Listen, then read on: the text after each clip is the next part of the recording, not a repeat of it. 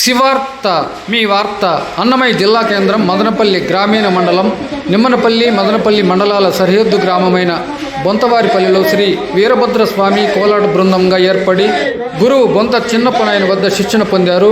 శిక్షణ అనంతరం 19/4/2026 ఆదివారం రాత్రి గజ్జిపూజ కార్యక్రమం నిర్వహించారు. ప్రార్థనకు శివ శివమూర్తి గణనాథ నువ్వు శివుని కుమారుడయ్య గణనాథ. ప్రసిద్ధ కోలాటం గురువు బొంత చిన్నప్పనాయుని ఆధ్వర్యంలో నిర్వహించిన శిక్షణ మరియు ఈ గజ్జిపూజ కార్యక్రమంలో ప్రార్థన కోపు